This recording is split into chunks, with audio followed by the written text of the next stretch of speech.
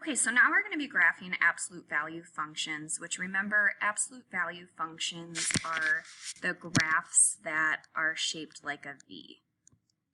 We technically have graphed some of these back when we were doing transformations, which was in the last standard, but I'm going to teach it a slightly different way.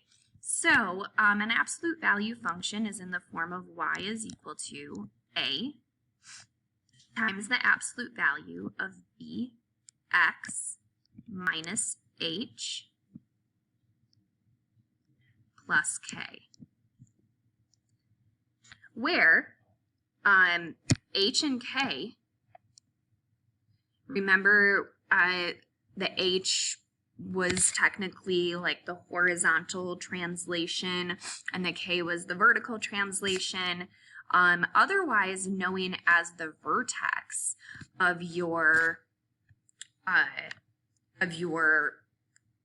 absolute value function.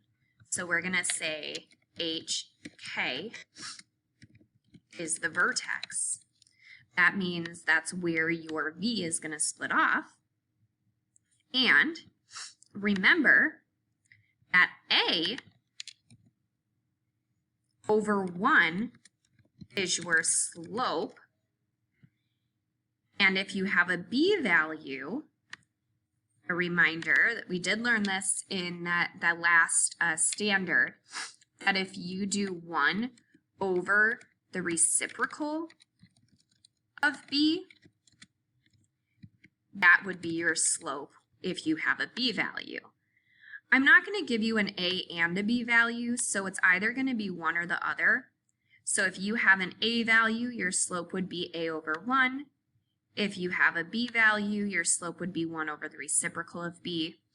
And remember that, I'm just going to point out I'm using different variables here. So the a, remember, is like a vertical stretch or compression, whereas the b is a horizontal stretch or compression. I used k values in the last unit, or k variables, but these are just different variables, but they mean the same thing. All right, so let's get started. So in number 1, remember your h values, the hard one to remember, it's the opposite of what it looks like, but your k value is exactly what it looks like. So my h value looks like a -2, it's really a +2. So my vertex is at +2, 5. I'm going to write that down for you.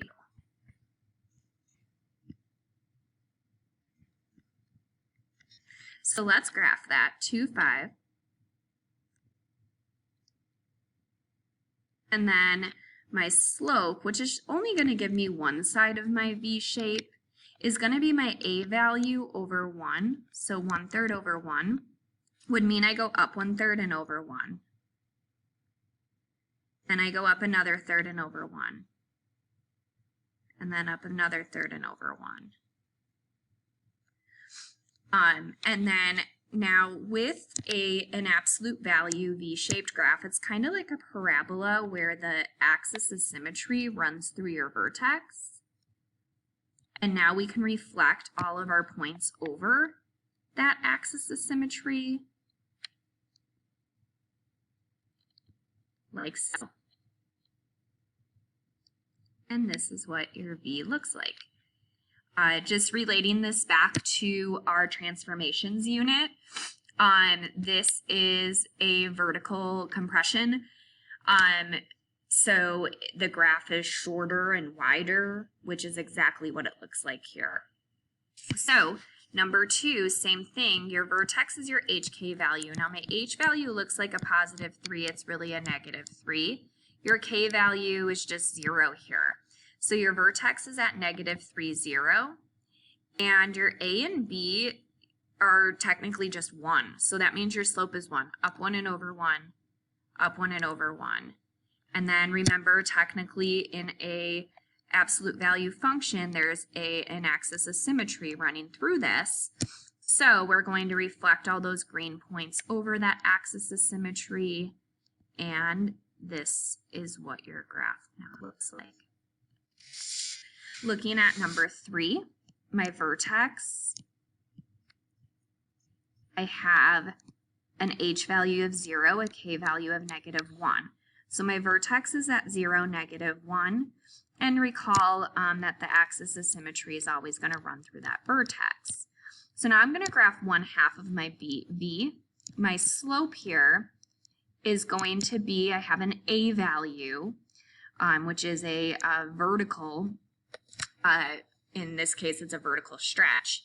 My a value is -2, which also means that this graph reflected over the x-axis. But I don't have to worry about all those transformations if I just follow the rules that I have above. My slope is going to be a -2 over a 1, meaning I go down 2 and over 1, down 2 and over 1. And then reflecting those green points over my axis of symmetry, this is what my graph looks like. Whenever your a value is negative, your v-shaped graph should be upside down, which is exactly what it is in number 3. All right. Looking at number 4, my vertex, remember, is going to be at my hk value. So my vertex here, my h value looks like a -1/2. It's really a +1/2. And my k value is 0. So I have a 1/2, 0 as my vertex, which is right here. And now, again, my axis of symmetry runs through that vertex always. And I have a vertical stretch by 3, which, again, I don't need to worry about transformations if I follow the rules above. My slope is my a value, which is 3 over 1. So that means I'm going to go up 1, 2, 3, and over 1 full unit. Go up 1, 2, 3 again, and over 1 full unit. Now, reflecting those points over my axis of symmetry, I wind up with another point here. And another point here. And this is what my absolute value function looks like. All right, so in number 5, my vertex is my hk value. My h value is 3. My k value is -4. So 3, -4. And my slope is just a -1. Basically just a reflection over the x-axis, so it's going to be upside down. So I have down 1 and over 1, down 1 and over 1. And so I wind up with the axis of symmetry running through my vertex and reflecting those green points over my axis of symmetry. This is what my graph looks like.